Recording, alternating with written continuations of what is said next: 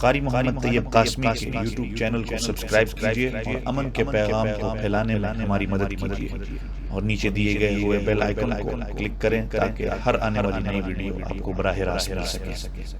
یلد ولم یولد ولم یکن له کفوا احد۔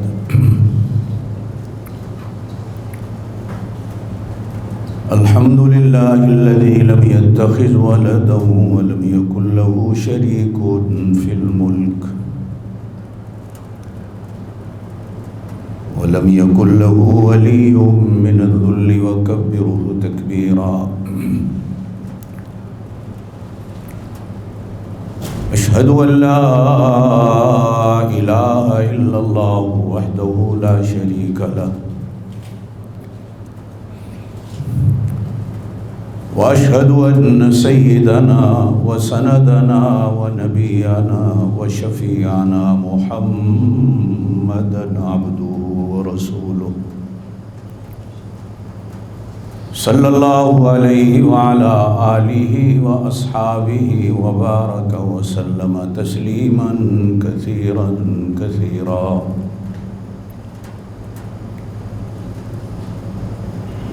أما بعد، أعوذ بالله من الشيطان الرجيم، بسم الله الرحمن الرحيم۔ وَلِلَّهِ عَلَى النَّاسِ حِجُّ الْبَيْتِ مَنِ اسْتَطَاعَ إِلَيْهِ سَبِيلًا۔ صدق الله العلي العظيم، وبلغنا رسوله النبي الكريم الأمي الأمين، ونحن على ذلك لمن الشاهدين والشاكرين، والحمد لله رب العالمين۔ اللهم صل على محمد وعلى آل محمد كما صليت على إبراهيم وعلى آل إبراهيم إنك حميد مجيد۔ اللهم بارك على محمد وعلى آل محمد كما باركت على إبراهيم وعلى آل إبراهيم إنك حميد مجيد۔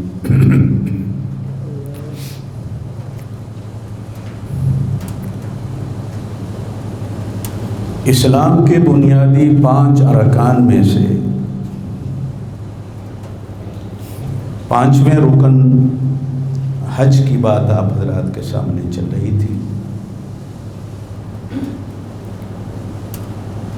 سن 9 ہجری میں آپ صلی اللہ علیہ وسلم کو مدینے پہنچے ہوئے 9واں سال تھا کہ حج فرض ہوا۔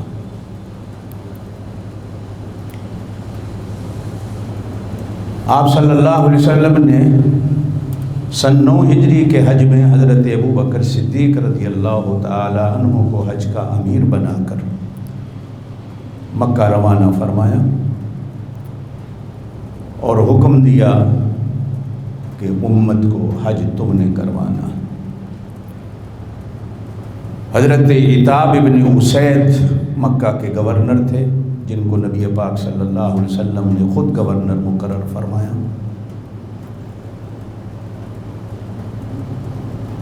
وہ بھی حج کے انتظامات میں حضرت ابو بکر صدیق کے ساتھ، اور جب حضرت ابو بکر صدیق روانہ ہو گئے، روانگی کے بعد سورہ توبہ کی آیات نازل ہوئیں جس میں حج کے اور مکے میں داخلے کے لیے بہت سارے احکامات نازل ہوئے، تو حضور صلی اللہ علیہ وسلم نے حضرت علی کو قرآن کی وہ آیات دے کر روانہ پیچھے فرمایا اور فرمایا کہ ان آیات کو حج والے دن تمام حاجیوں کو سنا دینا ہے، اور وہ حضرت علی کے ذمہ تھے۔ نبی پاک صلی اللہ علیہ وسلم نے خود حج سن 10 ہجری میں فرمایا۔ مکے کی زندگی میں آپ صلی اللہ علیہ وسلم نے حج کیے یا نہیں کیے؟ بعض علماء نے لکھا ہے آپ نے 2-3 حج کیے، بعض علماء مورخین نے لکھا ہے کہ آپ صلی اللہ علیہ وسلم نے حج نہیں کیے، اور بعض نے خاموشی کو اختیار فرمایا۔ سن 10 ہجری میں آپ صلی اللہ علیہ وسلم نے اسلامی دنیا اور اسلامی تاریخ کا پہلا حج فرمایا۔ اسی پر آپ حضرات کے سامنے بات چل رہی تھی، اور آج میں اپنی بات کو شروع کرتا ہوں کہ آپ صلی اللہ علیہ وسلم حج کے لیے روانہ ہوئے مدینہ پاک سے، تو راستے میں کیا کیا ہوا اور آپ صلی اللہ علیہ وسلم نے حج کس طرح فرمایا۔ چونکہ حج وہی حج ہے، عبادت وہی عبادت ہے جو نبی پاک صلی اللہ علیہ وسلم کے طریقے کے مطابق ہو، آپ صلی اللہ علیہ وسلم کی سنتوں کے مطابق ہو۔ زندگی میں قسمت سے آدمی ایک آدھ بار حج کرتا ہے، وہ بھی لاکھوں روپیہ لگا کر، وقت لگا کر، میاں بیوی بچوں کو گھر چھوڑ کر آدمی حج کا سفر اختیار کرتا ہے، تو کیوں پیسے کو ضائع کرنا ہے، کیوں وقت کو ضائع کرنا ہے۔ علماء سے سیکھ کر، پڑھ کر آدمی حج کا سفر کرے، ورنہ حج پہ جانے کا فائدہ کوئی نہیں۔ گزشتہ جمعہ میں نے آپ حضرات کو اپنے حج کے واقعات سنائے تھے کہ حج بغیر کسی عالم کے، بغیر سیکھنے کے، بغیر پڑھنے کے حج سمجھ نہیں آتا۔ حج وہ عبادت ہے جو آج بھی مشکل ہے۔ بے شک ہوائی جہازوں کا سفر ہے، ایئر کنڈیشن ہوٹلیں ہیں، بلڈنگیں ہیں، مینا عرفات میں خیمے بھی ایئر کنڈیشن ہیں، لیکن پھر بھی حج مشکل ہے۔ وہ پرانے وقتوں میں جو لوگ کہا کرتے تھے کہ حج جوانی کا ہے، اور واقعتاً میں بھی آج یہی کہتا ہوں کہ حج جوانی کا، اور حج سیکھ کر کرنے کا، بلکہ حج ہی وہ عبادت ہے کہ نبی پاک صلی اللہ علیہ وسلم نے خود حکم فرمایا، مجھ سے سیکھ لو حج کرنا۔ پتہ نہیں آئندہ سال تمہاری میری ملاقات ہو کہ نہ ہو، حج کو سیکھو۔ اور کبھی کبھی کتابوں سے بھی سمجھ نہیں آتا، یاد رکھنا، اگر کتابیں ہی کافی ہوتی تو اللہ پاک صرف قرآن کو نازل کر کے بس کر دیتے، نبی پاک صلی اللہ علیہ وسلم کو رسول بنا کے نہ بھیجتے۔ کتاب کے ساتھ ساتھ ایک استاد کا ہونا ضروری ہے، ایک معلم کا ہونا ضروری ہے۔ کتابوں سے بھی کبھی کبھی بات سمجھ نہیں آتی۔ نبی پاک صلی اللہ علیہ وسلم نے سن 10 ہجری میں حج کا ارادہ فرمایا اور اعلان فرمایا، ہم حج کے لیے جا رہے ہیں، جس نے ہمارے ساتھ حج پہ جانا ہے وہ ہمارے ساتھ حج کو تیار ہو۔ آج ذی القعدہ کی 27 ہے، نبی پاک صلی اللہ علیہ وسلم ذی القعدہ کی 24 تاریخ کو ہفتے کا دن تھا، نماز ظہر کے بعد آپ صلی اللہ علیہ وسلم مدینہ سے حج کے لیے مکہ کی طرف روانہ ہوئے۔ جب مدینہ سے آپ صلی اللہ علیہ وسلم روانہ ہوئے، بعض علماء نے لکھا ہے 90,000، بعض علماء نے لکھا ہے 40,000، بعض علماء نے لکھا ہے 1,00,000 نبی پاک صلی اللہ علیہ وسلم کے ساتھ حج کرنے والوں کا اجتماع تھا۔ مدینہ پاک سے نکلیں تو نکلتے ہی پہلے ایک وادی آتی ہے جس کا نام وادی عقیق ہے۔ آپ صلی اللہ علیہ وسلم نے ارشاد فرمایا، یہ جنت کی وادی ہے۔ آپ صلی اللہ علیہ وسلم کا گزر جب اس وادی سے ہوا تو جبرائیل امین تشریف لائے اور فرمایا کہ اسی وادی عقیق کو مدینہ والوں کے لیے میقات بنائیں کہ آج کے بعد مدینہ سے جو بھی بندہ حج عمرے کے لیے روانہ ہو تو یہاں سے احرام باندھ کے روانہ ہو۔ سرسبز و شاداب وادی ہے، بہت بڑی۔ پرانے وقتوں میں بھی آج بھی عمراء، پیسے والے لوگ اس وادی میں اپنی کوٹھی بلڈنگ بنانا ایک اعزاز سمجھتے، بلکہ آج بھی اس وادی میں حضرت عروہ ابن زبیر رضی اللہ عنہما کا مکان آج بھی موجود ہے، ان کی چار دیواری موجود ہے۔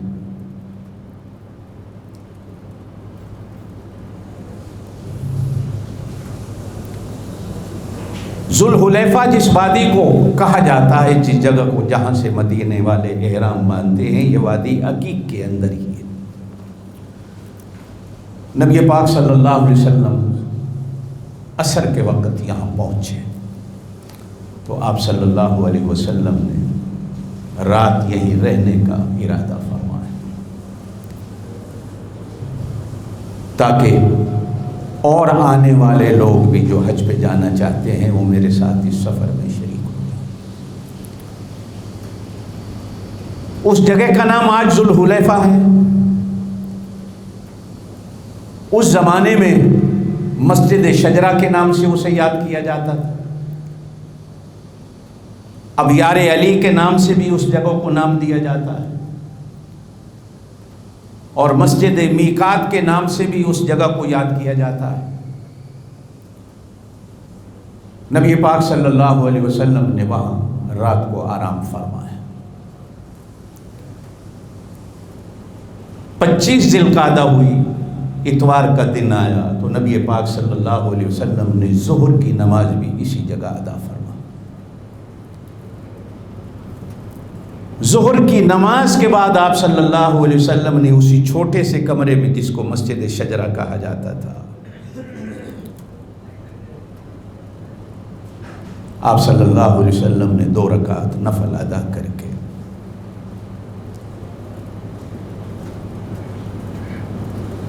یہیں سے آپ صلی اللہ علیہ وسلم نے احرام باندھا۔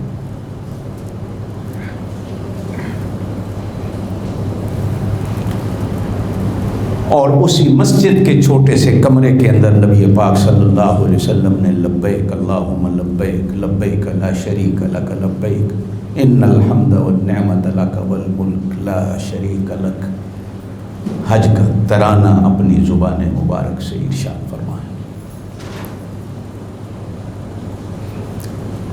آپ صلی اللہ علیہ وسلم مسجد سے نکل کر اونٹنی پہ سوار ہوئے۔ اونٹنی پر بیٹھتے ہی آپ صلی اللہ علیہ وسلم نے پھر لبیک اللہم لبیک کا ترانہ اپنی زبان مبارک سے ارشاد فرمایا۔ ذوالحلیفہ سے نکلتے ہوئے وادی ہے البیدہ کے نام سے، وہ آج بھی ہے، خشک اور چٹیل میدان ہے جہاں کچھ نہیں ہوتا، پہاڑی تھی۔ آپ صلی اللہ علیہ وسلم نے اس کے اوپر بھی چڑھ کر لبیک اللہم لبیک کی صدا کو بلند فرمایا۔ چونکہ تعداد بہت زیادہ تھی صحابہ کرام کی، تھوڑے سے وہ تھے جو آپ صلی اللہ علیہ وسلم کے ساتھ مسجد کے اندر تھے۔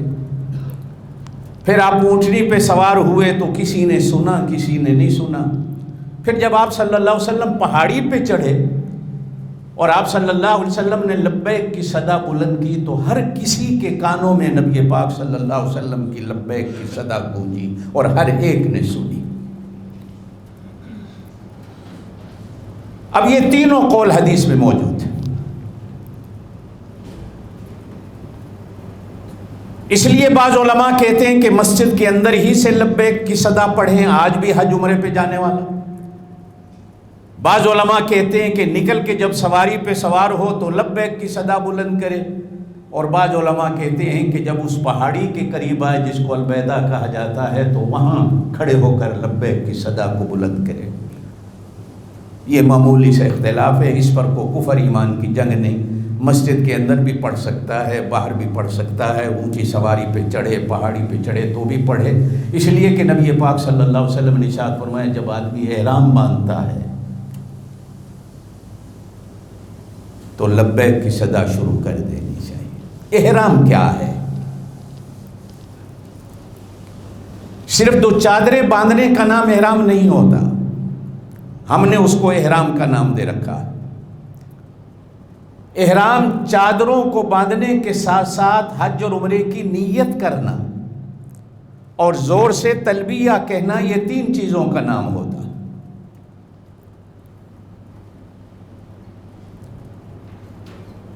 اور نبی پاک صلی اللہ علیہ وسلم نے فرمایا کہ مجھے جبریل نے بتایا، جبریل نے آ کر کہا کہ اللہ کہتے ہیں یہاں سے احرام باندھنا۔ یہ اہل مدینہ کے لیے میقات ہے۔ حج اور عمرے کے لیے چاروں طرف سے میقات مقرر ہے۔ حدود حرم کی خبر حضرت ابراہیم کو جبرائیل امین نے دی، اور میقات کی ابتدا جناب جبرائیل نے جناب نبی کریم علیہ السلام کو بتائی کہ چاروں طرف سے میقات کہاں کہاں ہیں، کہ کہاں سے احرام باندھ کر حرم میں داخل ہونا۔ حج اور عمرے کی نیت سے جانے والا آدمی اگر ان میقات کو بغیر احرام کے کراس کرتا ہے تو اس پر دم دینا، ایک بکرا دینا واجب ہو جاتا۔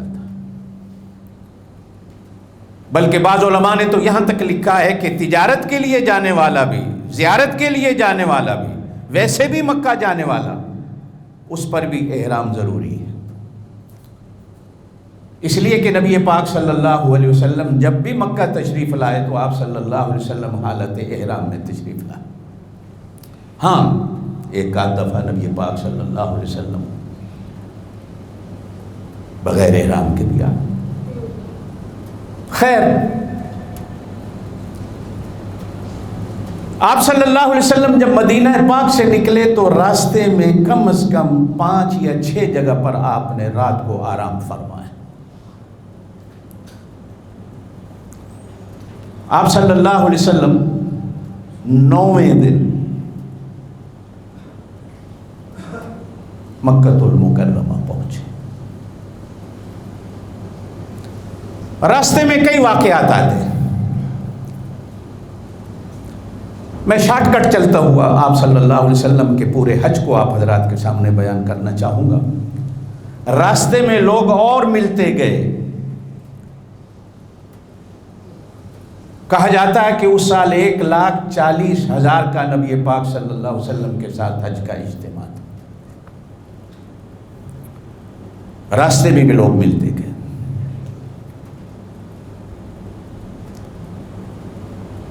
آج بھی جگہ ہے جس کو روحا کہا جاتا ہے راستے میں۔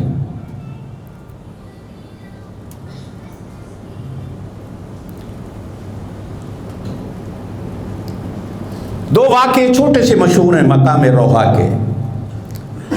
ایک عورت نے اپنا چھوٹا سا بچہ 6 مہینے کا 8 مہینے کا اٹھایا اور نبی پاک صلی اللہ علیہ وسلم سے پوچھا، یا رسول اللہ صلی اللہ علیہ وسلم، اس کو بھی حج کا ثواب ملے گا؟ تو آپ صلی اللہ علیہ وسلم نے فرمایا، کیوں نہیں ملے گا، اللہ تمہیں بھی دے گا، اس کو بھی دے گا۔ ایک دوسرا واقعہ حضرت اسامہ بن زید بیان کرتے ہیں کہ ایک عورت اپنے ایک بچے کو لائی اور حضور صلی اللہ علیہ وسلم سے فرمایا، یا رسول اللہ اس کے اندر جن آ گئے ہیں، آپ اس کو کوئی دم کرتے ہیں۔ تو نبی پاک صلی اللہ علیہ وسلم نے دم فرمایا، اپنی تھوک مبارک اس بچے کے منہ میں ڈالی اور بچے کے کان میں کہا، شیطان نکل جا،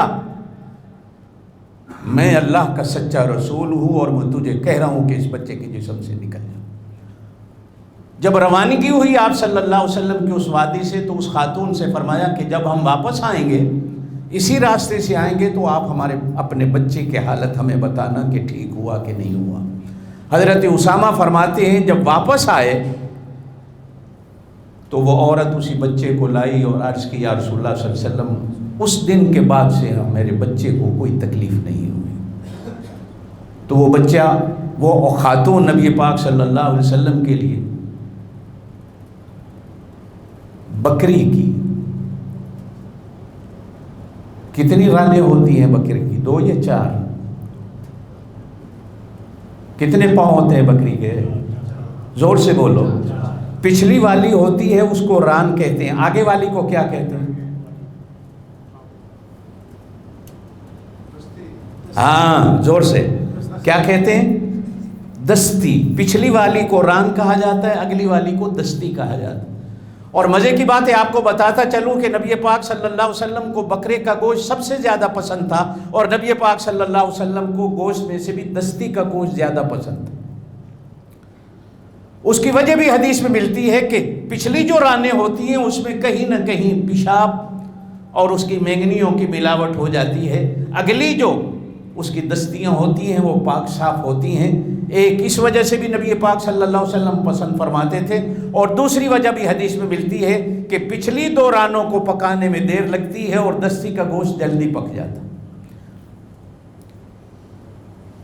ہم میں سے اکثر لوگ رانوں کا گوشت پسند کرتے ہیں یا پٹھ کا گوشت پسند کرتے ہیں، بہت کم لوگ ہیں جو دستی کے گوشت کو پسند کرتے ہیں، اور دستی کے گوشت کے اندر طاقت زیادہ ہوتی ہے۔ نبی پاک صلی اللہ علیہ وسلم کو دستی کا گوشت زیادہ پسند تھا۔ وہ خاتون نبی پاک صلی اللہ علیہ وسلم کے لیے 2 بکری کی دستیاں بنا کے لائی، اور نبی پاک صلی اللہ علیہ وسلم نے حضرت اسامہ رضی اللہ تعالی عنہ سے فرمایا، اسیم، بڑے پیار سے آپ ان کو اسیم کہا کرتے تھے جب کبھی پیار بہت آتا، اسیم میرے لیے وہ دستی اٹھا کے لا جو وہ خاتون لائی ہے۔ تو حضرت اسامہ لائے تو نبی پاک صلی اللہ علیہ وسلم نے اس دستی کو تناول فرمایا۔ جب وہ ختم ہوئی تو پھر حضرت اسامہ سے کہا اسیم ایک اور لا۔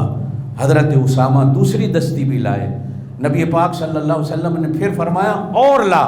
تو حضرت اسامہ کہتے ہیں میں ہنس پڑا، میں نے عرض کی یا رسول اللہ 2 ہی دستیاں ہوتی ہیں بکری میں، زیادہ نہیں ہوتی۔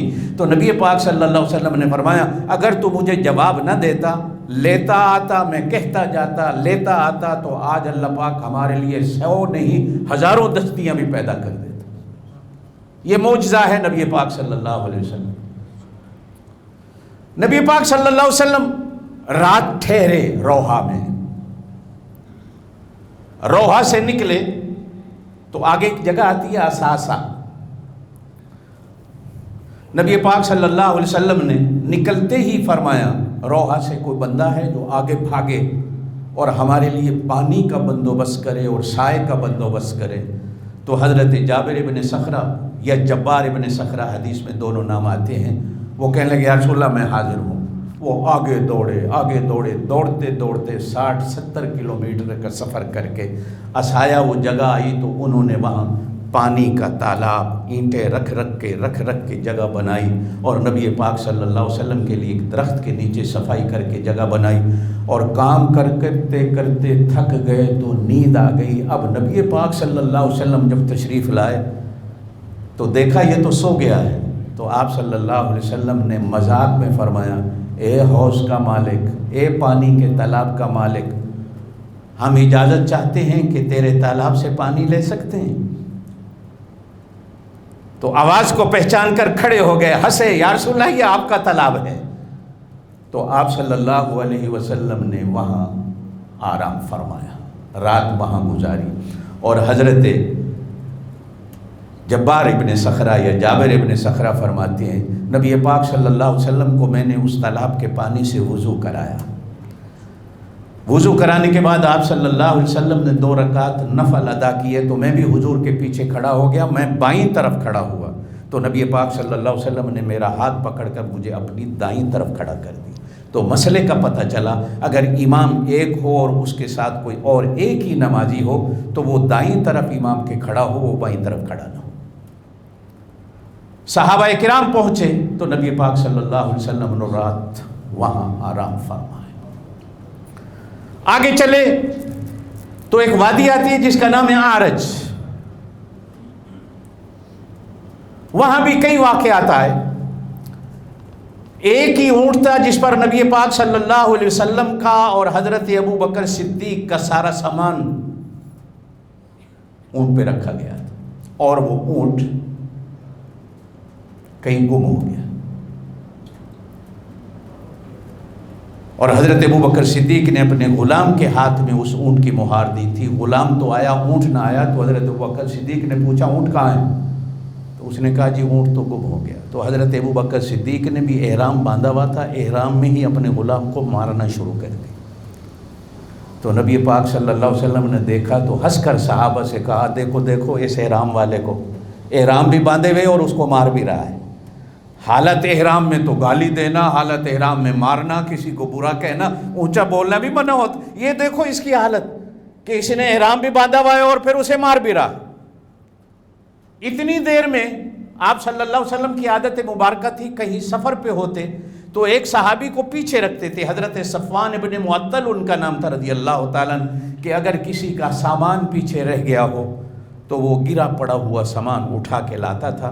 اتنی دیر میں حضرت صفوان پہنچے تو ان کے ہاتھ میں وہ اونٹ تھا، کہا یا رسول اللہ یہ اونٹ بھی پیچھے رہ گیا تھا، میں اس کو پکڑ کے لے آیا ہوں۔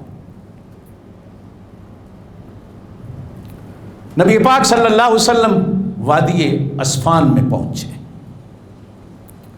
تو حضرت ابو بکر صدیق رضی اللہ تعالیٰ عنہ سے پوچھا، ابو بکر یہ کون سی وادی ہے؟ عرض کی یا رسول اللہ اسے وادی اسفان کہتے ہیں۔ نبی پاک صلی اللہ علیہ وسلم نے ارشاد فرمایا کہ ایک بار میں نے اسی وادی میں حضرت موسیٰ کو دیکھا تھا خواب کے اندر کہ وہ کانوں میں انگلیاں دبا کر زور زور سے لبیک کہتے ہوئے اللہ کے گھر کے حج کے لیے یہیں سے جا رہے تھے۔ آج بھی یہ وادیاں موجود ہیں۔ وادی اسفان سے آگے وادی فاطمہ آتی ہے۔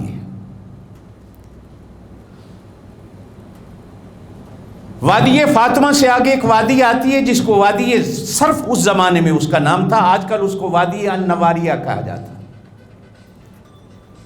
آپ صلی اللہ علیہ وسلم بمائے قافلے کے وادی صرف میں پہنچے تو حضرت عائشہ رضی اللہ تعالیٰ عنہ، اور اس سفر میں یہ حج کا جو سفر تھا حضور کی ساری بیویاں ساتھ تھیں، حضرت عائشہ رضی اللہ تعالیٰ عنہ کو خواتین کو جو ماہواری آتی ہے اسی وادی صرف میں وہ شروع ہو گئی اور بیٹھی بیٹھی رو رہی ہیں۔ آپ صلی اللہ علیہ وسلم نے پوچھا کیوں رو رہی ہو؟ تو عرض کی یا رسول اللہ میں حج پہ آ رہی ہوں اور حج بھی قریب ہے اور میری یہ حالت ہو گئی ہے، کیا میں حج بھی کر سکوں گی کہ نہیں؟ تو نبی پاک صلی اللہ علیہ وسلم نے تسلی دیتے ہوئے کہا عائشہ یہ صرف تیرے ساتھ نہیں بلکہ زمانے کی ہر عورت کے ساتھ اللہ نے یہ عارضہ لگایا ہوا ہے، بس تو اللہ کے گھر کے اندر نہ جانا، طواف نہ کرنا، باقی سارے حج والے اعمال تو کر لینا، تیرا حج ہو جائے گا۔ وادی صرف سے نکلتے ہوئے نبی پاک صلی اللہ علیہ وسلم مکہ پہنچے تو مکے میں ایک علاقہ ہے جس کو ذی طویٰ کہا جاتا ہے۔ نبی پاک صلی اللہ علیہ وسلم اس وادی میں تشریف لے گئے۔ آج بھی اللہ کے گھر سے جبل کعبہ کے روڈ پر جائیں تو وہاں یہ ذی طویٰ کے نام سے ایک کنواں ہے، بورڈ بھی لگا ہوا ہے، کسی زمانے میں وہاں مسجد ہوتی تھی جہاں نبی پاک صلی اللہ علیہ وسلم نے آرام فرمایا۔ آپ سیدھا کعبے میں نہیں گئے کہ طواف کر لوں، آپ نے رات جو ہے وہ وادی ذی طویٰ میں گزاری۔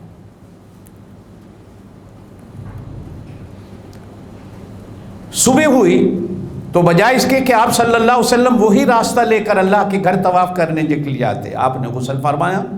حالت احرام میں آدمی غسل بھی کر سکتا ہے، حالت احرام میں آدمی اس احرام کو چینج کر کے دوسرا احرام بھی باندھ سکتا ہے، منع نہیں ہے، اگر چادر خراب ہو گئی تو آدمی دوسری باندھ سکتا ہے۔ نبی پاک صلی اللہ علیہ وسلم نے غسل فرمایا اور غسل فرما کر آپ صلی اللہ علیہ وسلم نے دوسرا راستہ لیا کہ آپ صلی اللہ علیہ وسلم ذی طویٰ کی وادی سے نکل کر جہاں جنت المعلیٰ کا قبرستان ہے آپ اس طرح تشریف لائے۔ یوں، حالانکہ مکہ یوں تھا، کعبے کو آپ یوں جاتے، لیکن آپ یوں تشریف لائے۔ حی المعابدہ اس محلے کا نام ہے، آپ اس طرف تشریف لائے جہاں مسجد جن بھی ہے اور مسجد رایا بھی ہے اور یہ جنت المعلیٰ کا قبرستان ہے۔ وہاں سے ہو کر آپ صلی اللہ علیہ وسلم کعبے کی طرف تشریف لائے۔ چونکہ آپ صلی اللہ، حج کی 3 قسمیں ہیں، کتنی؟ زور سے بولو۔ ایک کہتے ہیں حج قران، ایک کہا جاتا ہے حج تمتع، ایک کہا جاتا ہے حج افراد۔ آپ صلی اللہ علیہ وسلم نے حج قران کی نیت کی ہوئی تھی، اور حج قران کیا ہے کہ عمرہ کرنے کے بعد آدمی احرام نہ کھولے، اسی ہی احرام میں بال نہ کٹوائے، اسی ہی احرام میں حج کرے اور حج کے بعد بال کٹوائے، یہ حج قران ہے۔ نبی پاک صلی اللہ علیہ وسلم نے حج قران کی نیت فرمائی تھی، اور صحابہ کرام سے بھی فرمایا تھا مدینے سے نکلتے ہوئے کہ اگر کوئی حج قران کی نیت کر سکتا ہے تو وہ حج قران کی نیت کرے، اگر کوئی حج تمتع کی نیت کر سکتا ہے تو وہ حج تمتع کی نیت کرے۔ اور حج تمتع کیا ہے کہ عمرہ کر کے بال کٹوا کے آپ احرام کھول دیں اور جس دن حج آئے گا تو آپ مکے ہی سے احرام باندھ کر مینا کی طرف روانہ ہو جائیں۔ یہ حج تمتع ہے کہ آپ حج کا احرام نیا باندھیں یا اسی کو دھو کر باندھیں، لیکن یہ ہے کہ عمرہ کر کے آپ اپنے احرام کو کھول دیں۔ آپ اور میں جتنے ہیں ہمارے لیے یہ دونوں حج ہیں۔ آپ اگر حج قران یعنی اتنے دن اس احرام میں رہ سکتے ہیں، وہ مہینہ ہو، 1.5 مہینہ ہو، 15 دن ہو، 10 دن ہو، 8 دن ہو، تو آپ حج قران کریں۔ اور اگر آپ اتنے دن احرام نہیں باندھ سکتے تو پھر آپ حج تمتع کریں، عمرہ کر کے احرام کھول دیں، مکے میں رہتے رہیں، طواف کرتے رہیں۔ جس دن آپ نے حج کرنا ہے، جہاں آپ کی رہائش ہے، وہیں ہوٹل سے، مکان سے آپ احرام باندھ کر مینا کی طرف روانہ ہو جائیں۔ یہ حج تمتع کہلاتا ہے۔ ایک حج افراد ہے جو مکے والوں کے لیے ہے، ان پر عمرہ نہیں ہے، وہ اپنے گھر سے ہی حج کا احرام باندھ کر مینا چلے جائیں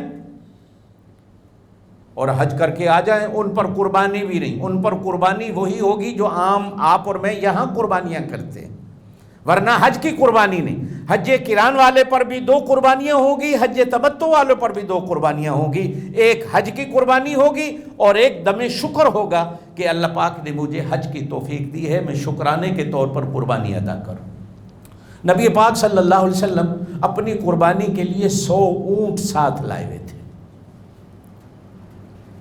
نبی پاک صلی اللہ علیہ وسلم کی عادت مبارکہ تھی، جب لمبا سفر ہوتا تو اونٹوں کے سفر تھے۔ آپ حضرات نے کبھی دیکھا ہے یا نہیں دیکھا، میں نے اپنی زندگی میں بچپن میں دیکھا ہے کہ ہمارے گاؤں میں بھی بہت سارے خاندان تھے جو اونٹوں کو پالتے تھے۔ جب وہ اونٹوں کا سفر کرتے تھے، 40 50 اونٹ کا ہی سامان لے کے نکلتے تھے، تو رات کو سفر کرتے ہوئے اونٹوں والا زور زور سے اپنی پنجابی زبان کی کوئی مقامی شعر گاتا تھا، تو وہ اونٹ شعر سن کر مستی میں چلتے تھے، رکنے کا نام۔ آواز جو ہوتی ہے نا، یہ ایک جادو ہے، وہ اللہ کسی کو بھی دے دے۔ حدیث میں بھی کہا گیا آواز ایک جادو ہے۔ تو اونٹوں والے جو ہیں وہ ماشاءاللہ کبھی کبھی ایسی آواز رکھتے تھے کہ اونٹوں پر بھی آواز کا اثر ہوتا تھا۔ تو نبی پاک صلی اللہ علیہ وسلم جب مدینہ سے نکلے تو آپ صلی اللہ علیہ وسلم نے 2 صحابیوں کو اونٹوں کے ساتھ اشعار پڑھنے کا مقرر کیا۔ ایک حضرت برا ابن مالک تھے، آپ صلی اللہ علیہ وسلم نے مردوں کے اونٹوں میں ان کو رکھا کہ تم چلتے چلتے رات کو اشعار پڑھنا ہے، اور حضرت انجسہ اسود حبشی رضی اللہ تعالیٰ عنہ کو نبی پاک صلی اللہ علیہ وسلم نے عورتوں کے اونٹوں میں مقرر کیا تھا کہ تو عورتوں کے اونٹوں میں رات کو زور زور سے شعر پڑھنے ہیں۔ اور اتنی پیاری آواز تھی حضرت انجسہ کی، خود حدیث میں آتا ہے، بخاری شریف کے اندر بھی ہے، کہ وہ جب رات کی اندھیرے میں صحرا میں جب اشعار پڑھتے تھے تو اونٹوں کو بھی مستی آ جاتی تھی۔ ایک بار نبی پاک صلی اللہ علیہ وسلم نے دیکھا کہ اونٹ بھی مستی میں ہیں، تو حضور نے فرمایا انجسہ، ان اونٹوں کے اوپر شیشے کے آبگینے ہیں۔ خواتین کے بارے میں آپ نے فرمایا یہ شیشے کے آبگینے ہیں، آہستہ پڑھ، کہیں ایسا نہ ہو کہ تیری آواز سن کر اونٹ ایسی مستی میں آئیں کہ یہ شیشے کے آبگینے زمین پر نہ گر جائیں۔ خواتین کے بارے میں نبی پاک صلی اللہ علیہ وسلم نے یہ جملے ارشاد فرمائے۔ مقصد کیا کہ ان کا خیال رکھنا ہے سفر میں، کہیں ایسا نہ ہو کہ اونٹ کی سواری اور یہ تیرے اشعار پڑھنے اونٹوں کو اتنا مست کر دیں کہ اوپر والی سواریاں نیچے نہ گر جائیں۔ اس طرح سفر کاٹتے کاٹتے نبی پاک صلی اللہ علیہ وسلم کی سواریاں مکے پہنچی۔ آپ صلی اللہ علیہ وسلم نے عمرہ فرمایا، آپ نے احرام نہیں کھولا چونکہ آپ نے حج قران کرنا تھا۔ ہفتے کے دن چلے تھے، اتوار کو مدینے سے روانگی ہوئی، سوموار والے دن آپ صلی اللہ علیہ وسلم مکے پہنچے۔ 9 دن کا سفر تھا اونٹوں کا، ورنہ 8 دن میں ہو جاتا ہے، لیکن یہ سفر 9 دن کا تھا۔ سوموار کو آپ پہنچے، آپ صلی اللہ علیہ وسلم جمعرات تک مکے میں رہے، پھر آپ صلی اللہ علیہ وسلم نے طواف بھی نہیں کیا۔ اور ایک وادی ہے، وادی بطحہ کے نام سے مکے میں آج بھی، آتے وقت آپ زیتوا میں ٹھہرے، عمرہ کرنے کے بعد آپ وادی بطحہ میں تشریف لے گئے، جمعرات تک آپ وادی بطحہ میں رہے، پھر نہ آپ نماز کے لیے حرم میں آئے نہ طواف کے لیے حرم میں آئے، نمازیں بھی آپ وہیں پڑھتے رہے۔ آج بھی وہ وادی موجود ہے۔ جمعرات کا دن آیا، 8 ذی الحج کو تو آپ صلی اللہ علیہ وسلم اشراق کے وقت یعنی صبح 9-10 بجے کے بعد آپ صلی اللہ علیہ وسلم مینا کے لیے تشریف لائے۔ حج شروع ہوتا ہے 8 کو، آپ صلی اللہ علیہ وسلم مینا تشریف لائے۔ 8 کی ظہر کی نماز، عصر کی نماز، مغرب کی نماز، عشاء کی نماز اور 9 ذی الحج کی فجر کی نماز آپ نے یہ 5 نمازیں مینا میں پڑھی۔ مینا کیا ہے؟ ایک میدان ہے، مکے سے 7 کلومیٹر کے فاصلے پر۔ آج کل چونکہ ٹنل بن گئے تو 3-3.5 میل کا سفر ہے۔ 7 میل کے فاصلے پر یا 7 کلومیٹر کے فاصلے پر مینا کا میدان ہے چھوٹا سا، لیکن نبی پاک صلی اللہ علیہ وسلم نے ارشاد فرمایا یہ ماں کے رحم کی طرح، جس طرح بچہ بڑھتا ہے ماں کا رحم بڑھتا جاتا ہے، جیسے حاجیوں کی تعداد بڑھتی جاتی ہے یہ مینا کا میدان بھی بڑھتا جاتا ہے۔ مینا میں کئی جگہ ہیں، میں نے پچھلے جمعہ بتایا تھا کہ بڑے شیطان پہلا ہے مکے کی طرف جب جائیں مینا سے، اور مکے سے مینا آئیں تو بھی یہ پہلے یہی آتا ہے بڑا شیطان۔ بڑے شیطان کے پاس ایک چھوٹی سی پیلے رنگ کی میناروں والی ایک چھوٹی سی مسجد ہے، کبھی پہاڑوں کے دامن کے اندر چھپی ہوئی تھی، آج کل یہ ظاہر ہے۔ اس کو مسجد بیت کہتے ہیں، جہاں مدینے سے آنے والے لوگوں نے پہلے سال نبی پاک صلی اللہ علیہ وسلم کی بیعت کی تھی، اور پھر ان لوگوں کی وجہ سے اللہ پاک نے مدینے میں اسلام کا پیغام پہنچایا۔ وہ مسجد آج بھی موجود ہے۔ یہ تینوں شیطان ہیں، بڑا، درمیانہ، چھوٹا، یہ بھی میدان مینا میں ہے۔ حضرت اسماعیل کی قربانی حضرت ابراہیم نے دی، وہ بھی وادی مینا میں دی۔ مینا میں ایک مسجد ہے جس کو مسجد خیف کہا جاتا ہے، بڑی عالی شان، بہت بڑی مسجد ہے۔ نبی پاک صلی اللہ علیہ وسلم نے بھی اس مسجد کے قریب اپنا خیمہ لگایا، اور آپ صلی اللہ علیہ وسلم کے خیمے کا رنگ بھی سرخ تھا۔ حضرت عبداللہ ابن مسعود سے روایت ہے کہ اسی مسجد خیف کے قریب پہاڑ تھا، پہاڑ کے اندر ایک غار تھا چھوٹا سا۔ شام کو نبی پاک صلی اللہ علیہ وسلم کے ساتھ میں بھی اس پہاڑ میں گیا تو نبی پاک صلی اللہ علیہ وسلم پر اس پہاڑ کے اندر سورہ مرسلات ہے، 29ویں سپارے کے آخر میں اس پہاڑ کے اندر آپ صلی اللہ علیہ وسلم تشریف فرما تھے کہ سورہ مرسلات نبی پاک صلی اللہ علیہ وسلم پر نازل ہوئی۔ آج کل تو وہ پہاڑ روڈ کے اندر آ گیا ہے، چونکہ وہاں سے روڈ نکلا ہے، کبری ملک خالد کے نام سے وہ کبری جاتی ہے جہاں پر یہ غار تھا۔ اس غار کے کئی واقعات آتے ہیں۔ جب آپ صلی اللہ علیہ وسلم پر سورہ مرسلات نازل ہوئی تو حضرت عبداللہ ابن مسعود فرماتے ایک سانپ آیا، نبی پاک صلی اللہ علیہ وسلم نے مجھے فرمایا کہ سانپ کو مارو، میں مارنے لگا تو وہ بھاگ گیا۔ نبی پاک صلی اللہ علیہ وسلم نے فرمایا شکر ہے کہ تم اس کے شر سے محفوظ رہے اور وہ تمہاری مار سے محفوظ رہا، ایسی موذی چیز جہاں بھی نظر آئے اسے مار دیا کرو۔ اور بعد میں بھی کئی واقعات بزرگوں کے ساتھ پیش آئے کہ اس غار کے اندر جا کر بیٹھے تو سورہ مرسلات کی تلاوت کی تو پھر بھی وہ سانپ نکلا۔ کئی 100 سالوں تک جب تک وہ غار رہا اس غار کے اندر سانپ نکلتا رہا۔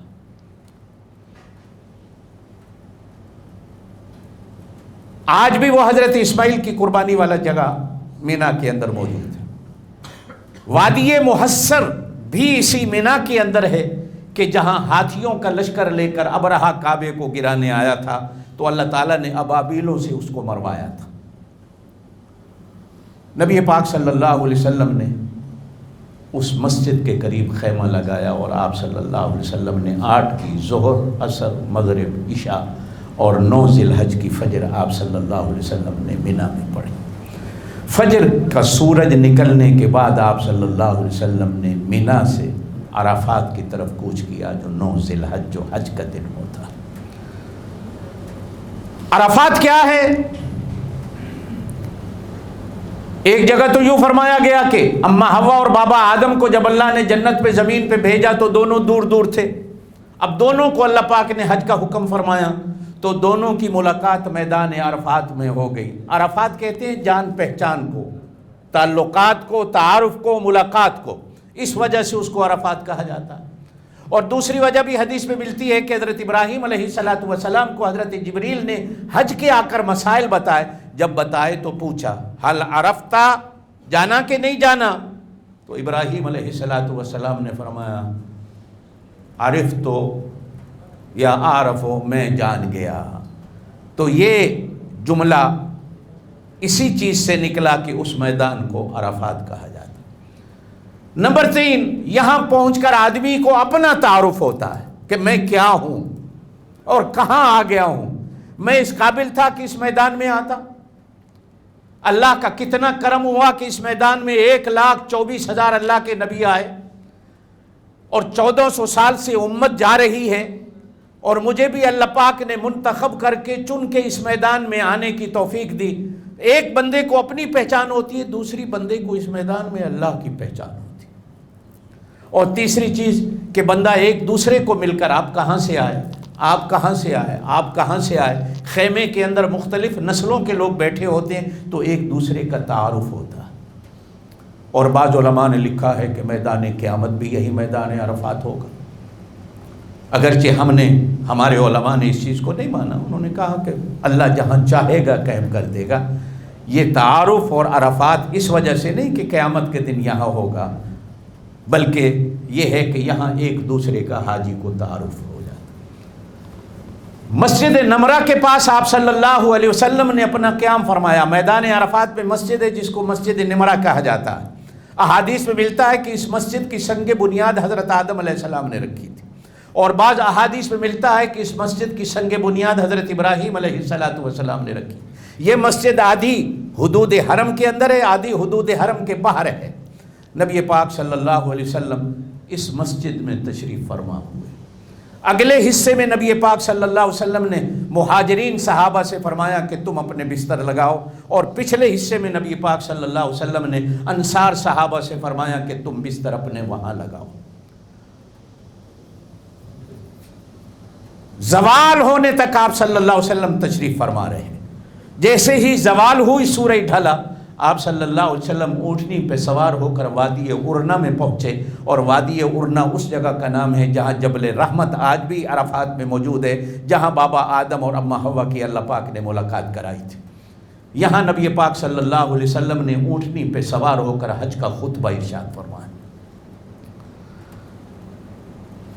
1,40,000 یا 1,24,000 صحابہ کرام کی جماعت تھی جو حضور صلی اللہ علیہ وسلم کے خطبے کو سن رہی تھی، اور احادیث میں ملتا ہے کہ یہ آپ صلی اللہ علیہ وسلم کا معجزہ تھا کہ بغیر کسی لاؤڈ اسپیکر کے، بغیر کسی اور چیز کے 1,40,000 یا 1,24,000 صحابہ کے کانوں کے اندر نبی پاک صلی اللہ علیہ وسلم کی آواز پہنچ رہی تھی۔ یہ خطبہ بڑا عجیب و غریب ہے۔ کبھی انشاءاللہ موقع ملا، اگر آپ نے شوق کیا تو یہ پورا خطبہ نبی پاک صلی اللہ علیہ وسلم کا آپ حضرات کے سامنے میں عرض کروں گا۔ آج موقع نہیں، میں آج صرف حج کی باتیں کرنا چاہوں گا۔ آپ صلی اللہ علیہ وسلم اونٹنی پہ سوار تھے، حج کا خطبہ ارشاد فرما رہے تھے کہ عین خطبے کے دوران جبرائیل امین نبی پاک صلی اللہ علیہ وسلم پر قرآن کی آیت لے کر اترے، اور فرمایا کہ الیوم اکملت لکم دینکم واتممت علیکم نعمتی ورضیت لکم الاسلام دینا۔ آج کے دن ہم نے آپ پر اترنے والے پورے دین کو پورا کر دیا، اور آج کے دن اللہ پاک نے اپنی ساری نعمتوں کو آپ پر پورا کر دیا ہے، اور اللہ پاک نے آپ کے لیے اور آپ کی امت کے لیے دین اسلام کو پسند کر لیا۔ خطبہ ارشاد فرمانے کے بعد نبی پاک صلی اللہ علیہ وسلم نے ظہر اور عصر کی نماز کو جمع فرمایا۔ آپ صلی اللہ علیہ وسلم چونکہ مسافر تھے، آپ نے 2 رکعت نماز ظہر پڑھی، اور 2 رکعت نماز ظہر کے بعد آپ صلی اللہ علیہ وسلم نے 2 رکعت نماز عصر پڑھی۔ یہ 1 یا 1:15 بجے کا ٹائم تھا جب آپ صلی اللہ علیہ وسلم دونوں نمازوں سے فارغ ہو گئے۔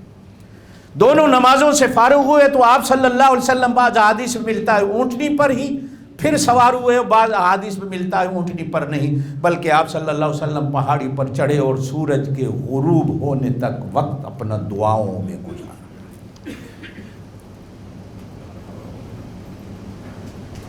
اور دعا فرماتے ہوئے صحابہ سے پوچھا، یا بعض علماء نے لکھا خطبے میں پوچھا کہ مجھے بتاؤ آج کون سا دن ہے؟ صحابہ کرام نے عرض کی آج عرفات حج کا دن ہے۔ آپ صلی اللہ علیہ وسلم نے پوچھا کہ یہ جگہ کون سی ہے؟ عرض کیا گیا یہ میدان عرفات حرم کی حدود کے اندر آپ کھڑے ہیں۔ آپ صلی اللہ علیہ وسلم نے پوچھا یہ مہینہ کون سا ہے؟ صحابہ کرام نے عرض کی یہ ذوالحج کا مہینہ ہے۔ آپ صلی اللہ علیہ وسلم نے فرمایا جس طرح یہ مہینہ حرمت والا ہے، جس طرح یہ جگہ حرمت والی ہے، جس طرح یہ دن حرمت والا ہے، اسی طرح تم جتنے بیٹھے ہو تم پر ایک دوسرے کا مال، ایک دوسرے کی عزت اور ایک دوسرے کا خون حرام۔ پھر صحابہ کرام سے پوچھا کہ بتاؤ میں نے اپنا حق پورے کا پورا جتنا اللہ نے میرے اوپر دین اتارا میں نے تم تک پہنچایا کہ نہیں پہنچایا؟ صحابہ کرام نے عرض کی یا رسول اللہ آپ نے نبوت کا حق ادا کر دیا۔ آپ صلی اللہ علیہ وسلم نے فرمایا گواہ رہنا میں نے تم پر پورا حق پہنچا دیا ہے۔ اور پھر آپ نے آسمان کی طرف نظر اٹھا کر شہادت کی انگلی اٹھائی اور عرض کی اللہ تو بھی گواہ رہنا، یہ سارے گواہ ہیں کہ جو کچھ تو نے مجھے دیا تھا میں نے اپنی امت تک پہنچا دیا۔ آپ صلی اللہ علیہ وسلم نے جو حج فرمایا یہ جمعے کا دن تھا۔ ہمارے ہاں بعض لوگوں میں یہ مشہور ہے کہ جمعے کے دن کو جو حج آ جائے تو اس کو حج اکبر کہتے ہیں۔ نہیں، علماء نے لکھا ہے کہ جمعے کے دن کا حج حج اکبر نہیں ہوتا بلکہ یہ حج 70 حجوں کے برابر ہوتا۔ حج اکبر اس حج کو کہتے ہیں کہ جس کا احرام حج اور عمرے دونوں کا ایک ہی باندھا جائے، جو نبی پاک صلی اللہ علیہ وسلم نے احرام باندھا۔ حج قران اگر کو کرتا ہے تو اس کو حج اکبر کہا جاتا ہے، ورنہ جمعے کے دن کا حج چونکہ افضل ہے 70 حج کے برابر ہوتا ہے۔ نبی پاک صلی اللہ علیہ وسلم کو اللہ پاک نے جس سال حج نصیب فرمایا آپ صلی اللہ علیہ وسلم نے جمعے کے دن حج فرمایا۔ آپ صلی اللہ علیہ وسلم مغرب تک میدان عرفات میں رہے۔ مغرب کی جیسے ہی اذان ہوئی آپ صلی اللہ علیہ وسلم نے عرفات کو چھوڑا۔ حضرت اسامہ کو آپ نے اپنی اونٹنی پر سوار کیا، آپ صلی اللہ علیہ وسلم مزدلفہ تشریف لائے۔ حضرت اسامہ کہتے ہیں راستے میں نبی پاک صلی اللہ علیہ وسلم نے اونٹنی سے اتر کر پیشاب فرمایا۔ میں نے پوچھا یا رسول اللہ وضو کر کے نماز پڑھیں گے؟ آپ نے فرمایا نہیں، یہاں نماز نہیں پڑھنی، نماز مغرب اور عشاء کی ہم نے مزدلفہ جا کر پڑھنی ہے۔ آپ مزدلفہ پہنچے، وضو فرمایا تو آپ صلی اللہ علیہ وسلم نے مغرب اور عشاء کی نماز مزدلفہ میں پڑھی، پھر آپ سو گئے۔ یہ پہلی رات تھی کہ حضور نے اس رات میں تہجد بھی نہیں پڑھا۔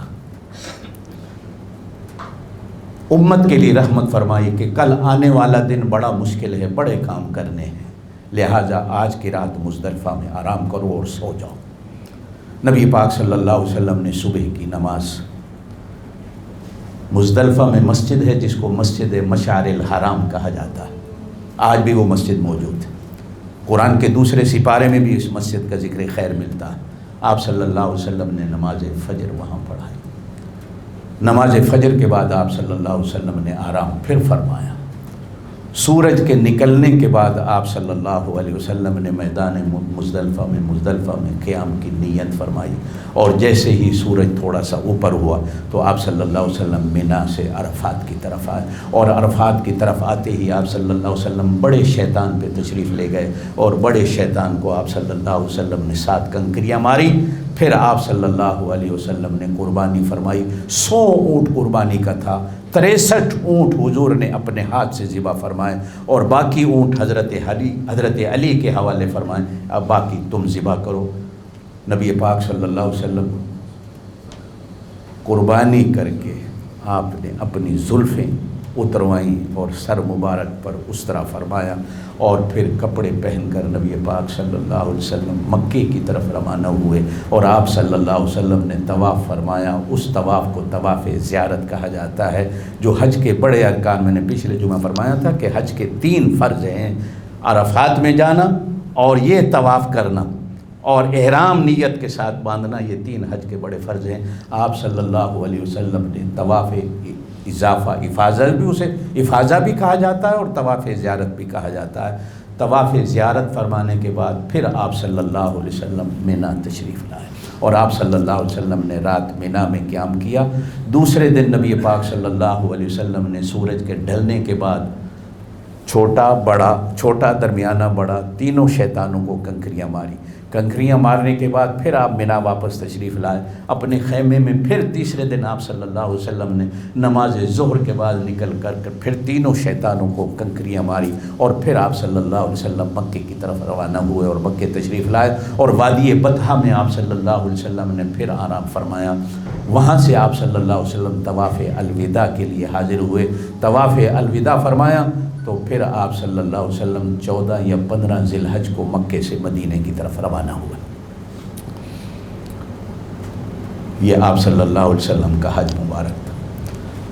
مدینہ پہنچے تو پھر آپ صلی اللہ علیہ وسلم بیمار ہو گئے. یہ محرم اور سفر 2 مہینے گزرے، ذی الحج کے 14-15 دن، پھر محرم اور سفر میں آپ بیمار ہوئے اور ربیع الاول میں آپ صلی اللہ علیہ وسلم روضہ پاک میں ہمیشہ کے لیے تشریف لے گئے.